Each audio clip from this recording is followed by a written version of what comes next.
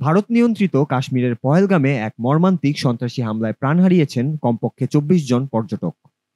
কিছু সূত্র বলছে নিহতের সংখ্যা ২৬ জন। আহত হয়েছেন আরো অনেকে, যাদের মধ্যে অনেকের অবস্থাই আশঙ্কাজনক। হামলাটি ঘটে পহেলগাম থেকে প্রায় ৩ মাইল দূরের বৈশারণ নামের একটি পাহাড়ি এলাকায়। ঘটনার সময় একটি পর্যটকবাহী বাস সেখানেই থেমেছিল।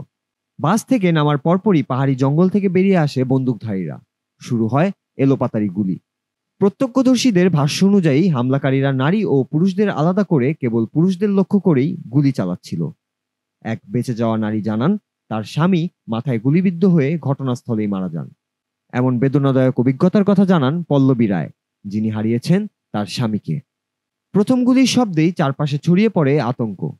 কেউ দৌড়চ্ছেন জঙ্গলের দিকে, কেউ আশ্রয় নিয়েছেন গাড়ির নিচে। এক বিভীষিকাময় দৃশ্য যেন ভেসে ওঠে এই পাহাড়ি নিসর্গে। এই বর্বরোচিত হামলার পর ভারত জুড়ে নিন্দার ঝড় উঠেছে। প্রধানমন্ত্রী নরেন্দ্র মোদী জানিয়েছেন হামলাকারীদের কোনোভাবেই রেহাই দেওয়া হবে না। তিনি তার সৌদি আরব সফর সংক্ষিপ্ত করে দেশে ফিরে এসেছেন।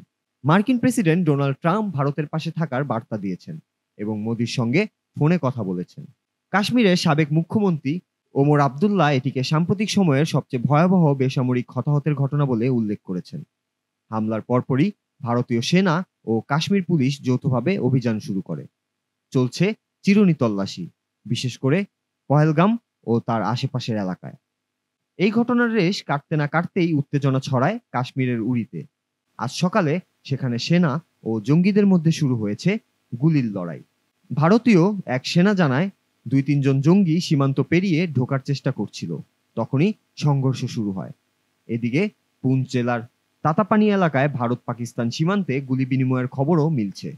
এইসব ঘটনার পর কাশ্মীর জুড়ে জারি করা হয়েছে সর্বোচ্চ সতর্কতা। নিরাপত্তা বাহিনী একযোগে তল্লাশি ও নজরদারি চালাচ্ছে পুরো উপত্যকা জুড়ে।